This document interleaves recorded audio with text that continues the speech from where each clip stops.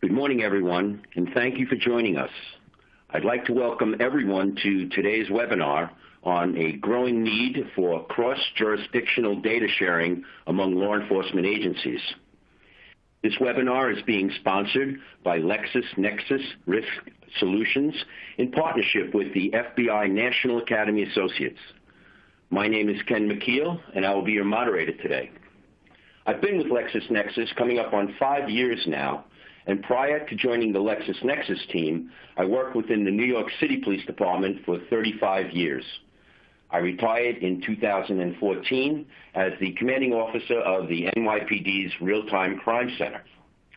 Well, today's presentation will be recorded, and the FBI National Academy Associates will make this presentation available through its website for those who would like to watch this presentation later or for those who could not attend. We will also have a question and answer session at the end of the presentation, so please use the Q&A window for any content questions by typing them in that Q&A window. LexisNexis is very proud of our partnership with the FBI NAA, and at this point, I would like to introduce you to John Kennedy, the Director of Education and Training for the FBI National Academy Associates, who will share some information about the FBI NAA organization and also introduce our special guest speaker today. John? Thanks, Ken, and thank all of you for joining us today. We're excited to co-host today's webinar with our alliance partner, LexisNexis Risk Solutions.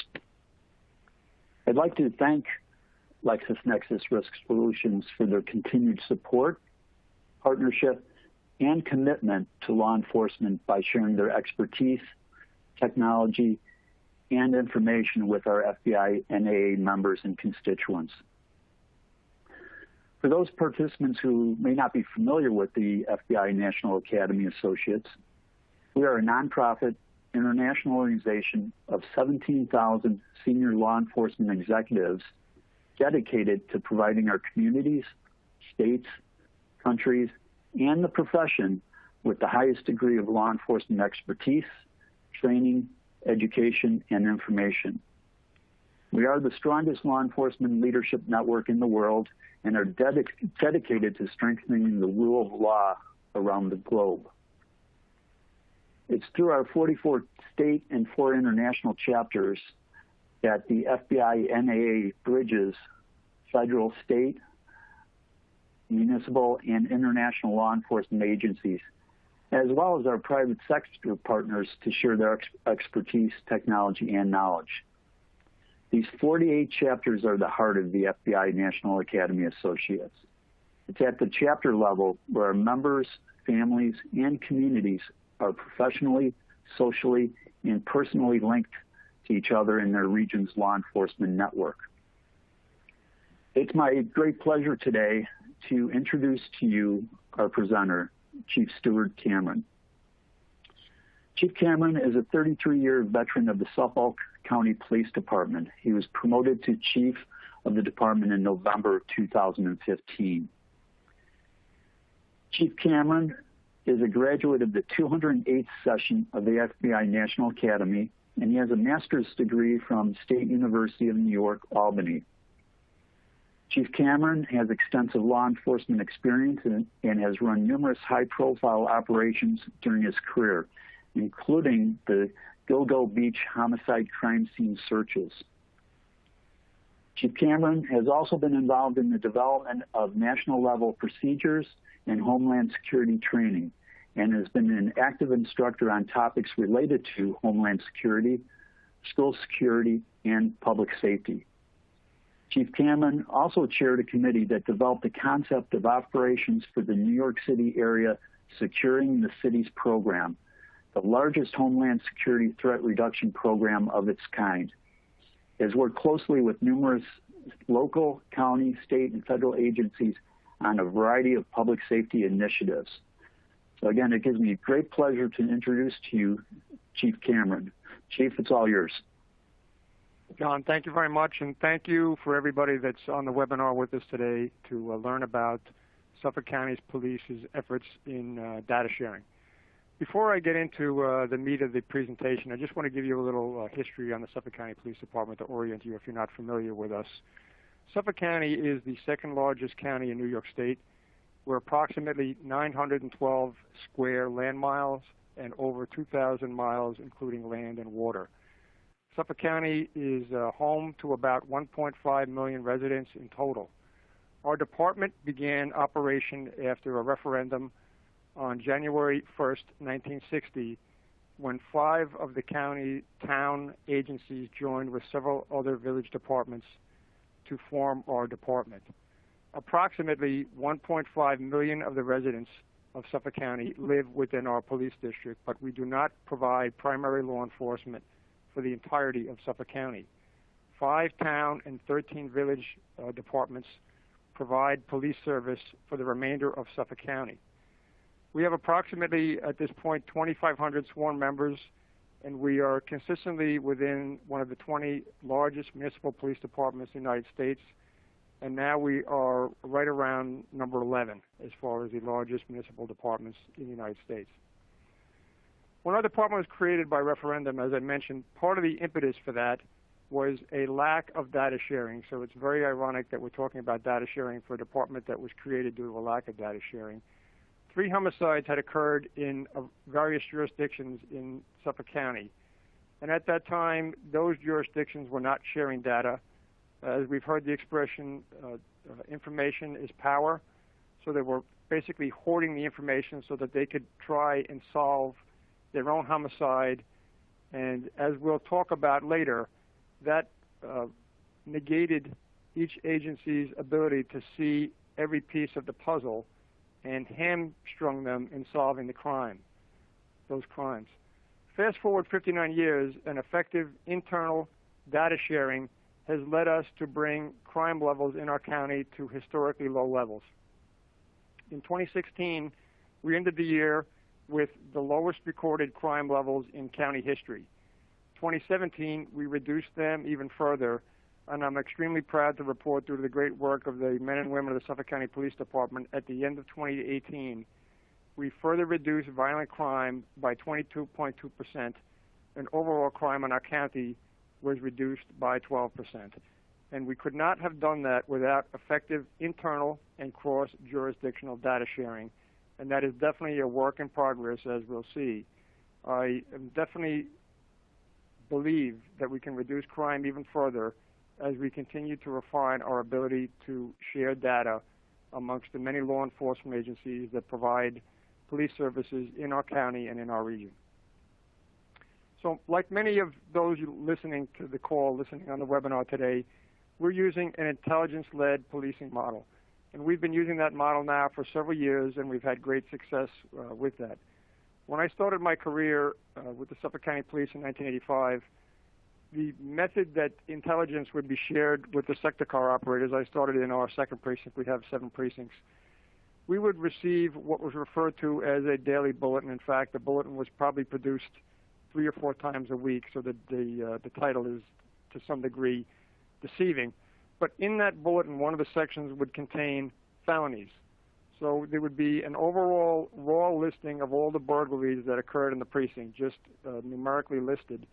And the only data, the only real benefit I would glean from that is I would look through and pick out the burglaries that had occurred in the sector that I policed and the adjoining sectors. But that's really the only information that I received on felonies back almost 34 years ago when I started my career with the department. Now we're doing extensive research on the felonies within our police district through our criminal intelligence section. They're constantly monitoring the felonies to see what type of intelligence they can glean that will benefit our department.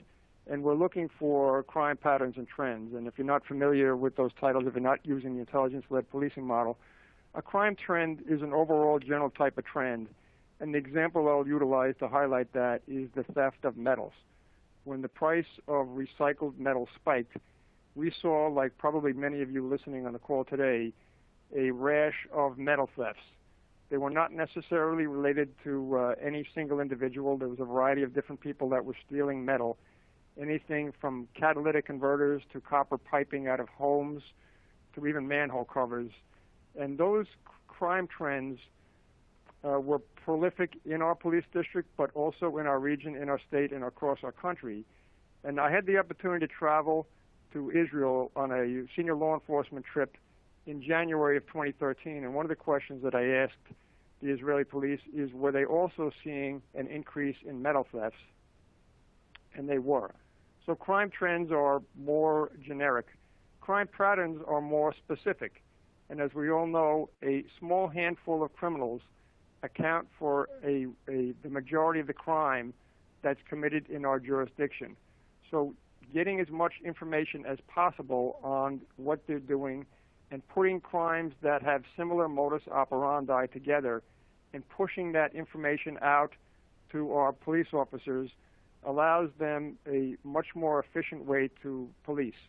They have a lot more guidance on what to do, and they're just not out randomly policing. They're policing with far more laser precision, which is exactly what we want. And I credit that type of policing with the success that we're seeing in reducing crime. So criminal intelligence puts those patterns together, and they push them out to our patrol officers on a regular basis, and they're updated very, very frequently, so the officers have the most current information.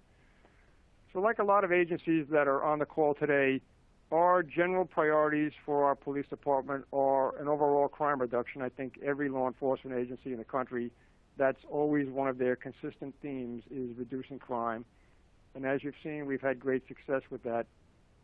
We've also recently had a spike in gang violence. Specifically, we've seen within the past few years a resurgence of MS-13. That's definitely a priority for the police department, as well as reducing violence from other gang members. And probably like every other agency listening to this, we've been dramatically affected by the opioid crisis that's affecting the United States. All three of these priorities are assisted by intelligence-led policing and data sharing internally and cross-jurisdictionally, as we're going to see on the next few slides. So now our criminal intelligence section gets this great intelligence. How do we get it out to our police officers? Several years ago, the way we would do that is we have mobile data computers in our cars, and we had a messaging system that information, essentially we could do mobile emailing to our cars. So crime pattern information would be emailed out to our cars. If a detective squad was looking for a particular individual, they would send an email out to a car. If there was a stolen car, they might send an email out, a missing person. But what would happen with that method of distributing intelligence to our police officers, if you were off for a few days and you came back from your swing, you would log on to the mobile data computer and it would blow up with emails. You might get 20, 30, 40 emails. And it became very, very difficult to manage that information. And if you read about a crime pattern and deleted the email, it would be gone, and you would have to go to some lengths to get that information back. So our IT section has done a really fantastic job, and I think probably, again, like everyone listening to that, where we don't have the amount of resources we have, I don't think any law enforcement officer ever has the ideal amount of resources that they want. Our IT section is short-staffed, but I can't tell you what a fantastic job they did. So they created in-house, our IT section, a law enforcement portal to allow information to be shared with our police officers. And they did such a great job that that creation, that in-house creation, was actually recognized by the National Association of Counties with an Achievement Award. So it was recognized outside Suffolk County, and I certainly recognize the success of that in our county. It allows unprecedented access to information in our patrol cars. They're no longer, like I was in 1985, just receiving raw information on where crimes occurred. They're receiving much more precise information that allows them to police smarter. And we've all heard the expression, work smarter, not harder. I really, truly believe that our police officers are working smarter and harder. One of the things that the portal allows our police officers to do is mapping. They can take that information and put it on a map, and they can map multiple things on the same map. So they could map crimes, for example, and then put other layers on there to really get some fine information about what's going on in their sector. So among the other things that the law enforcement portal offers is a new messaging system, multi-name lookup. They can look up people in the sex offender database They can look up recently discharged inmates. Did someone recently get discharged that was in jail that came back to their sector that's committing the very types of crimes that they've started to see being committed in that sector again? Crime alerts, reads on our license plate reader system, article tracking information, which is information that is gleaned from our pawn shops, or burglaries being committed in your sector, and those items that are being stolen being pawned by a particular individual. Again, crime mapping and training videos. We have had a very robust video training system throughout my entire career. When I started, the system consisted of VHS tapes and Scantron test sheets, but now that's been moved entirely online, and that's available to our officers on the law enforcement portal. And the great thing, the great timing of this creation of the law enforcement portal is, at the time, around the time this was launched, we had a capital project in progress to replace our mobile data computers. We first put mobile data computers in our sector cars in 2000. The mobile data computers, which at the first 3 generations consisted of ruggedized laptop computers. Each generation's lasted about 5 or 6 years. The warranties have expired and the computers have worn out because they're out in the weather, basically operated around the clock. And this was our opportunity to replace them with the 4th generation. First 3 generations were very similar. Each generation had greater capability, which was derived by increased access to software on the platform. But we really wanted to free the officers from their cars. Every one of the laptop computers in the first 3 generations was locked into the car, and if the officers wanted to access data, they could only do it in their car. If they wanted to write online reports, they had to do it in their car. The 4th generation of mobile data computer is a tablet-style computer that allows the officers to remove the computers from their car and have almost the same functionality that they would have in the car, because the method of communication is a cellular air card that's actually contained in the tablet. So that really enhances their ability to access data inside the car and outside the car, and essentially anywhere that they can get a cellular signal. So we're facing now in the 21st century, as everybody that's listening to this call, and I'm sure every senior law enforcement officer that's on this call is concerned about the threats that I have on the slide. They're not things that were on my mind and probably on any senior law enforcement officer's mind back when I started my career in 1985. Terrorism, active shooter threat, school safety, those are probably some of our highest priorities. And if we're responding to an active shooter attack, the time has passed to prevent it. We're really responding there to try and mitigate the harm. And I think we'll all agree that prevention is the goal that we should strive to achieve. Let's prevent any student or any individual or any citizen in our jurisdiction from getting hurt. Preventing these types of 21st century threats really relies on effective internal and cross-jurisdictional intelligence sharing. You cannot hoard data like was occurring back before our department was created. You can't think that I'm going to be the one to solve this great crime. You need to share the data, put those puzzle pieces together to try and see the big picture to prevent someone in your jurisdiction from being harmed. The risk of not sharing this information is too grave not to do it. And like many of you, we're seeing a great effect. Our school threats really spiked after Parkland, and social media is definitely affecting that. We're having reports, we're lighting up on social media threats that are being received by citizens in Suffolk County that originated outside our county, outside our state. People see threats on social media that originated in other parts of the country as far away as California, Washington State, and they think they're directed at a school in Suffolk County. And we need to investigate them. So data sharing with other agencies is key to rapidly resolving these threats.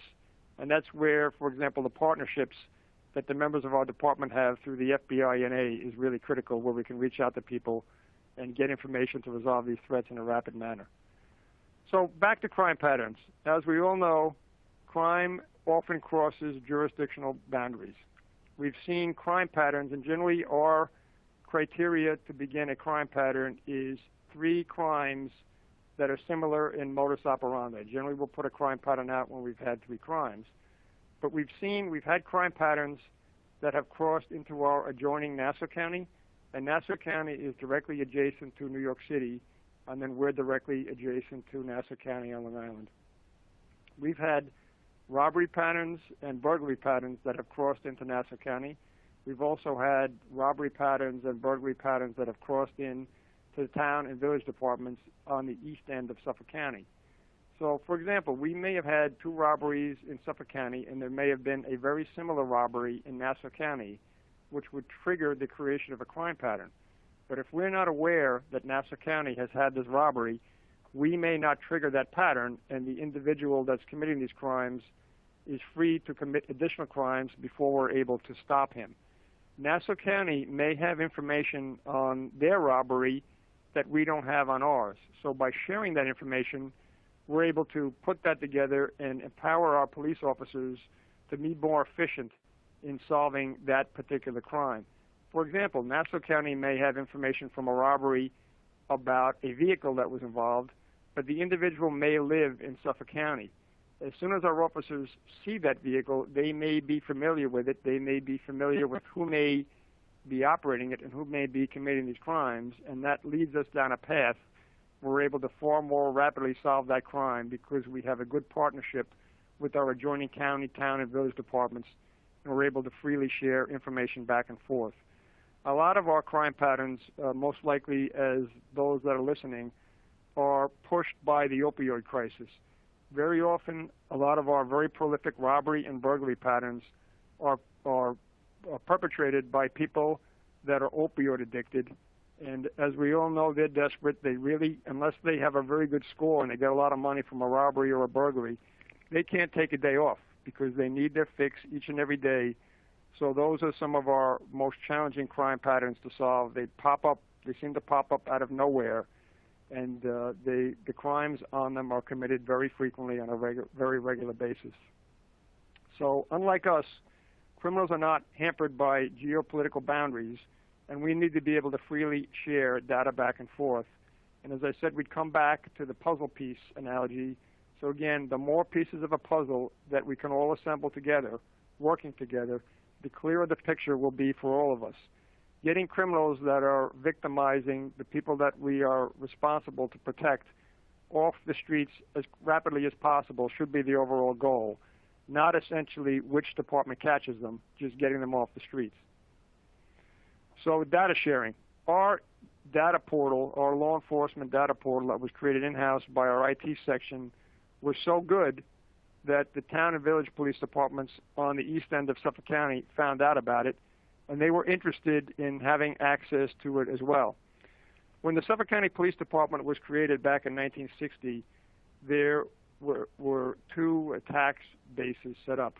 One is called the district tax, and the people that we provide primary law enforcement service for pay the district tax. That entitles them to every service that our department has to offer. If they pick up the phone and dial 911, we respond. There's an additional county tax that people pay that funds certain services that our department provides for the entirety of the county.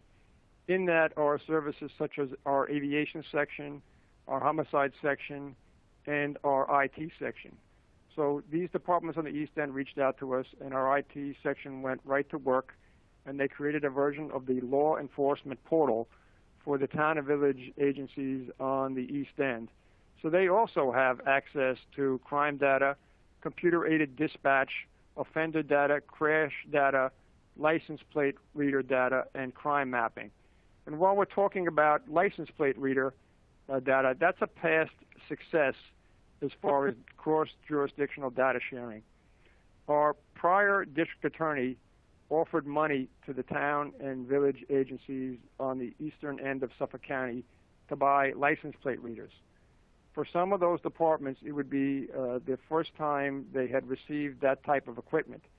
So in order, as we all know, in order for them to establish a license plate reader program, they would have either had to purchase a server to store the license plate reader or sign up for cloud storage. So they weren't able to spend the entirety of the funds that they would have received from the DA on the mobile license plate readers themselves. They would have had to build an infrastructure. So at that time, our department offered to host all the license plate readers for the entirety of the county, allowing those agencies to spend the entirety of the funds that were provided to them by the district attorney's office on mobile license plate readers, to put more technology out on the street where it belongs.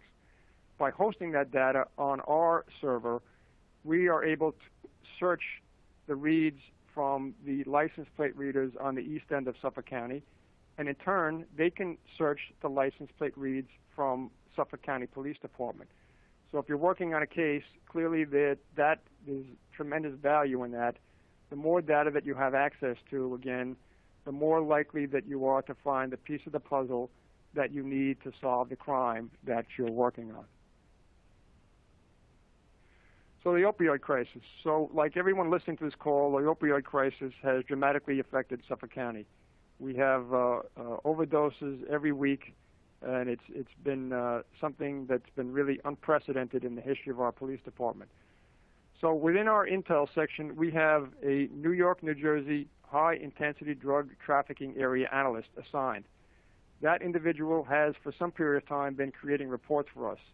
Internal reports where the overdoses are listed, the trend in the overdoses are listed, and he also provides us with maps. And that information is created weekly and monthly, but the information is monitored by the analyst in real time. And what that's allowed us to do, not only do you have to have access, comprehensive access to intelligence, the more rapidly you can access that information, the better you can police. So, for example, we've seen spikes in fatal overdoses that are indicative to us that there may be a dealer in Suffolk County that's selling pure high-strength fentanyl, and we've seen that happen. So by the HIDTA analyst rapidly identifying that, that's allowed us to make applications for emergency search warrants to take those dealers offline as rapidly as possible to prevent other drug addicts from suffering from a fatal overdose. So not only do you need to have thorough, comprehensive access to intelligence, the faster that you can access it, the more live, real-time data that you can access, the better you can police. When HIDTA set up their nationwide OD map, we were one of the first agencies to sign on for that. And at that time, obviously the opioid crisis developed fairly rapidly for us, and we needed to adapt our intelligence gathering method. When the opioid crisis started, and officers responded to overdoses, they were producing an online report titled Aided Case. They respond as an aided case, and they would produce a report. We realized that we needed to gather more timely intelligence, so we then transitioned over to a new report titled Aided Case Overdose, and we specified certain additional information that we wanted the officers to put on that online report. Then we realized again that that was inadequate and we needed to collect additional information. So now we added a second paper report, a more detailed report on what was occurring at that overdose. So when the officers responded to an overdose, they were creating the online report and additional paper report. Now, if we were to adopt the OD map, they would again have a third step that would be added where they would have to go online and enter information on this overdose into the HIDTA OD map. Every time we change procedures, it's an opportunity for our agency to increase efficiency. I try to look at everything when we make a change, especially if it's going to add an additional burden onto our patrol force, and try and refine it and make it more efficient. And our adoption of the OD map really is a great example of that. We took a look at that. Our IT section, again, was critical in providing a great solution for our police officers. So what we did is we created an online overdose report, which combined the prior online report with the paper report, and then automatically extract the data that we needed to populate the OD map. So instead of our patrol officers going from having to perform 3 tasks, they went to only having to perform 1 task that also populated the HIDTA OD map. And what the HIDTA OD map, again, allows us to do is look at overdoses in our county in real time. As soon as the officer is finished with that call and has completed that online form, the information populates the OD map. But we can also see overdoses in our region and across the country from any law enforcement agency that's adding information into the OD map. So, for example, if there was a high-purity fentanyl making its way up the East Coast, we would be able to see it coming by spikes and overdoses in other agencies along the East Coast of the United States, and we could adapt and be prepared for that. Now we truly get the big picture of overdoses occurring in our county, in our region, in our state, and in our country. So at the present time, we had a field intelligence officer assigned to each one of our precincts, and that's part of the whole intelligence-led policing model. That individual is assigned to the detective assigned to the squads in each precinct that works out of criminal intelligence to provide intelligence to each one of the precincts and in turn gather intelligence back from the precincts. We just recently assigned a field intelligence officer to work on the East End. They're out there to help the East End agencies to go through their intelligence and to better police, and also to collect information that can come back to our agency. That field intelligence officer is also working with the town and village agencies on the East End to provide a solution for them to be able to sign up to the HIDTA OD map as well. So once we have all the town and village agencies on the East End of Suffolk County inputting data into the HIDTA OD map, we'll have a complete and comprehensive picture of overdoses occurring in Suffolk County. Again, dealers could be selling drugs across jurisdictional boundaries, and having that overall picture is critical to us to effectively address the opioid crisis in Suffolk County. The Long Island Satellite Intelligence Center, this is another great asset that we have working out of our criminal intelligence section. We actually have 17 law enforcement agencies represented in our Long Island Satellite Intelligence Center. That's an area of our criminal intelligence section where agencies provide personnel to work alongside with us. That affords us the ability to access their databases and allows them to access our databases. And as you can see, I have the agencies that are currently working out of our Long Island Satellite Intelligence Center listed on the slide. They include federal agencies such as the FBI, the ATF, and of course HIDTA, which I've already mentioned, state agencies such as the New York State Police, the Long Island Railroad, State Parole, State Corrections, and the Metropolitan Area Transit Authority Police. We also have NYPD represented there. We have other county agencies, including the Sheriff and Probation. We have our adjoining Nassau County Police Department represented. And as you can see, several of the East End departments of Suffolk County, including Riverhead, Southampton, Southold, and Southampton Village, are represented. That really is in-person cross-jurisdictional data sharing at its best, but we continue to work to refine that and make that better. Records management. As we are all facing the looming deadline of becoming NIBRS compliant, our department's current records management system is one that was created in-house by our information technology section several years ago, and they've really done a wonderful job making that home-built records management system suit our needs up until this point. But at this point, it does not have the capability to become NIBRS compliant. Additionally, there's a small handful of our employees that can maintain our records management system, and it was built in an older software platform, so it's definitely time to upgrade. But the looming deadline to be NIBRS compliant gave us the urgency to allow us to get capital funding from our county to replace our records management system with a commercially available system, which will afford us much greater capability than we currently have with our in-house built records management system. Then our department was able to apply for a grant and obtain additional funding towards our new records management system, which will allow us to get a county-wide license. This will afford us the ability to bring on any agency that operates in Suffolk County onto our records management system, which will give us a common platform to share data across jurisdictions. We plan to afford the opportunity for 19 police agencies to be added, including all the town and village police departments that work within Suffolk County, our sheriff, our district attorney, our crime lab, our medical examiner, and probation.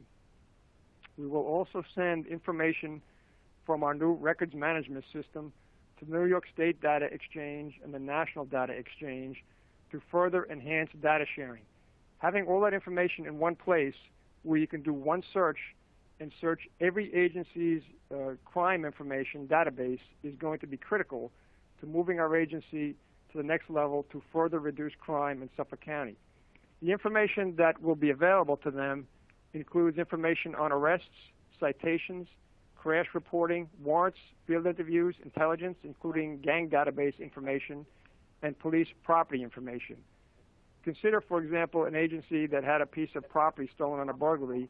It ends up in our property bureau, and they would have no idea it was there and never be able to solve the crime without this type of fidelity in cross-jurisdictional data sharing.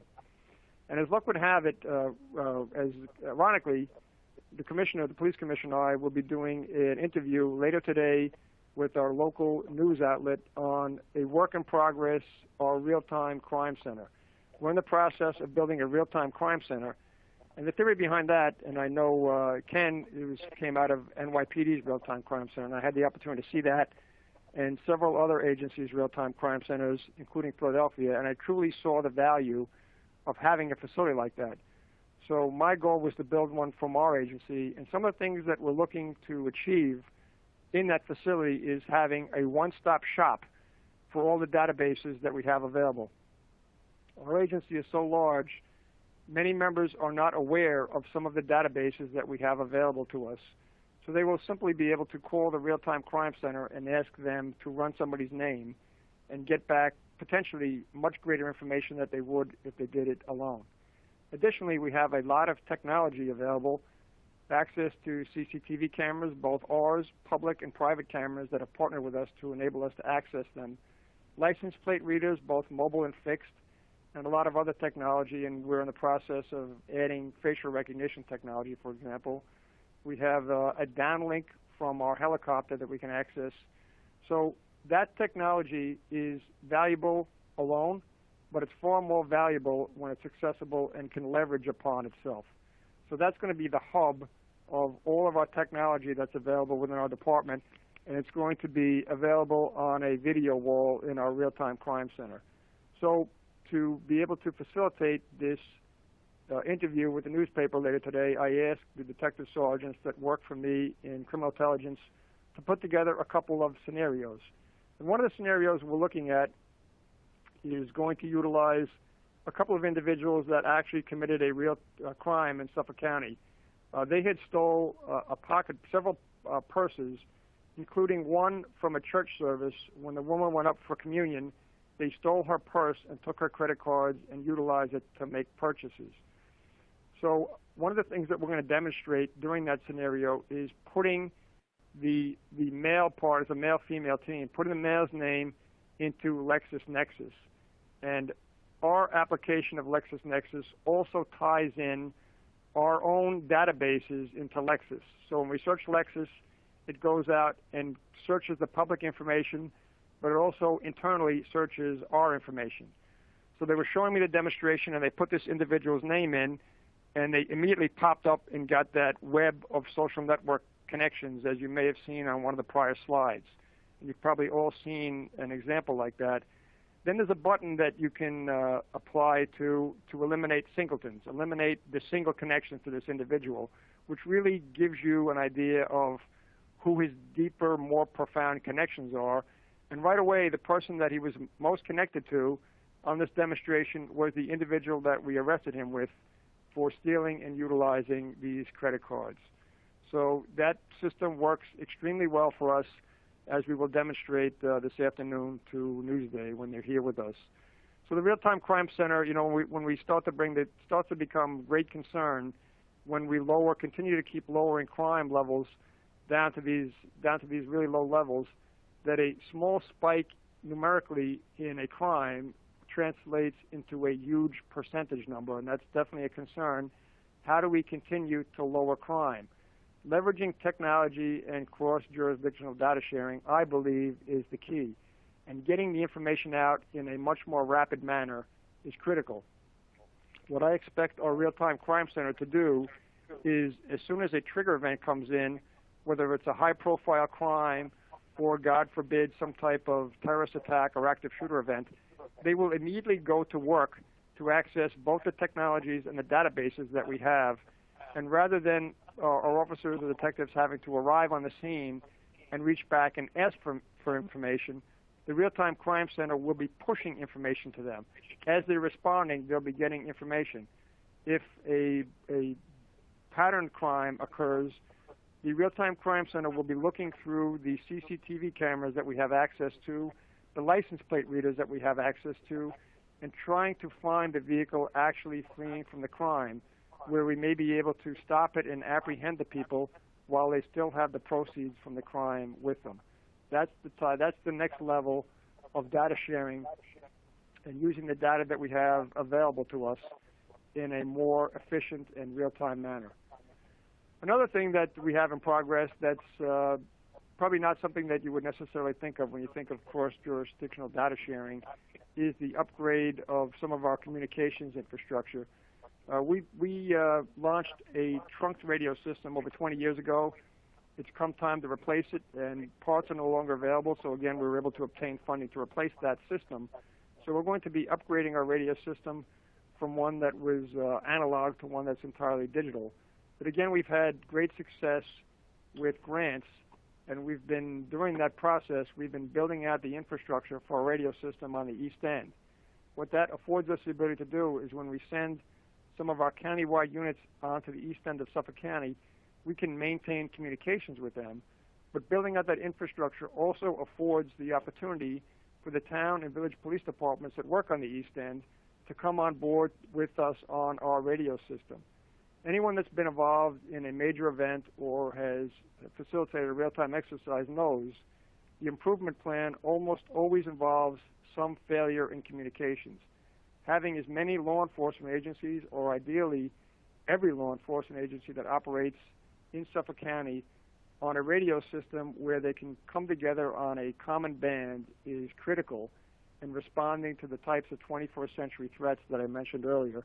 And that's where we're going. So expanded access to the trunk radio system is a goal for us to try and get as many and ideally all law enforcement agencies onto this common platform that we can.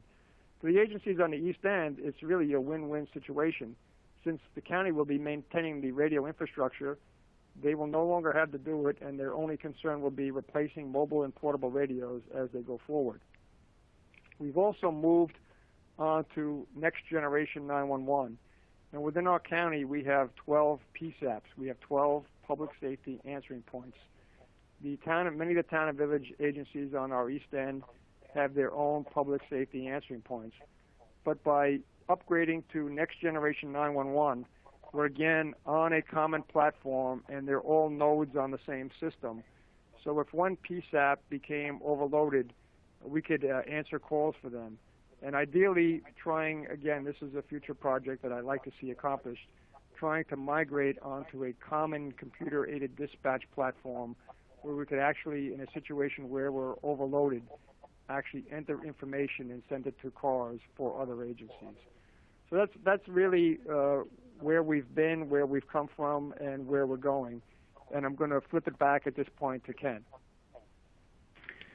Well, thank you, Chief Cameron. Extremely informative. Thank you so much. We're going to open it up to the question and answer session right now. And we have a few questions that we're going to ask. If we don't get to each one of them, we will definitely get the information back and respond back to you for those we did not get to today. So, Chief, just to start it off, question that keeps coming up, I see, is do you see the trend continuing toward with more data sharing and communication among law enforcement agencies and departments?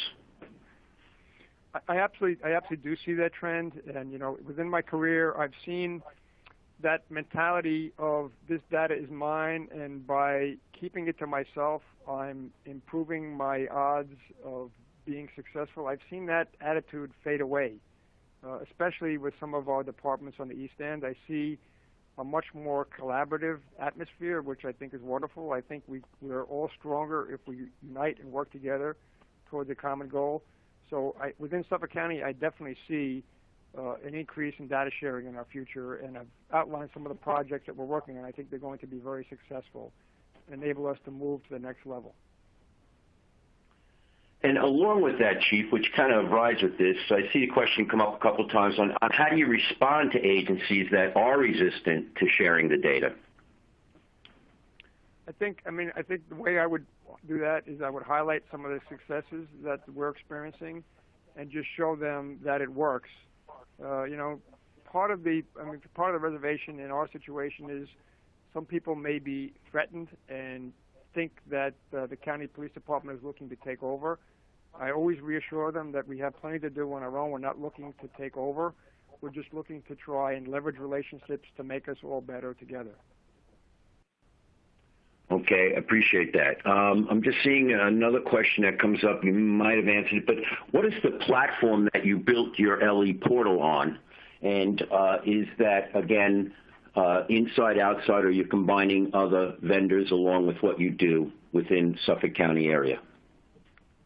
That was a platform that was built in-house, and that's certainly something that our IT section could get back to somebody on exactly how they did that. I'm not an IT person myself. I've actually seen the platform. It works extremely well. Again, it was built in-house, but specifically what software they used to create it, I'm not aware of what that is. But that's certainly something that we could follow up. If you send that information to us, I'll have our IT section reach back to that individual and provide that information to them. Absolutely. Thank you. Just a couple. I'm just going to give you, what advice do you give for an agency that wants to put together a similar group to begin their data sharing? One of the things that we're doing now is we're migrating to the new NIBRS compliant records management system.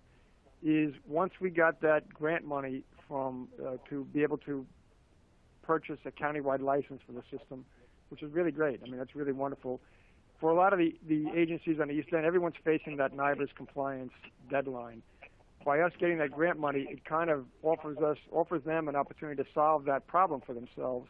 But once we got that money, we didn't want to be proprietary. We wanted to loop them all in from the ground floor. So we had already called down the RMS vendors that were available to a couple that looked very promising to us. So we invited all the potential users of the new record management system, all the town and village law enforcement agencies in the county, in for presentations, and we sought their input. You know, your input's valuable to us. We will all be using the system together. Which system do you prefer? So rather than have made the decision and try and get them on board, we made them a party to the decision. And another example of that would be when we moved to the fourth generation mobile data computer. There was a lot of options out there for a tablet-style computer. I don't like to make decisions, unilateral decisions, and think I know better than the people that are doing the job out in the field.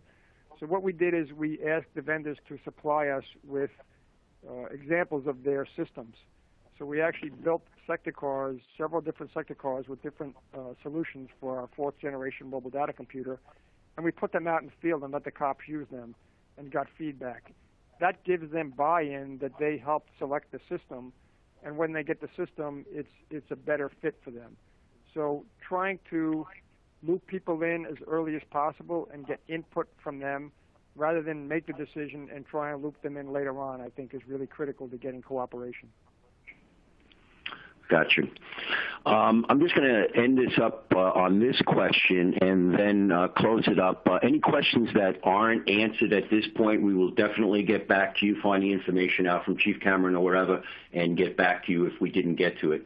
But a question from El Paso County Sheriff's Office asked, how many counties report to your fusion center in your model, and do you have any type of intelligence function inside your jail facilities?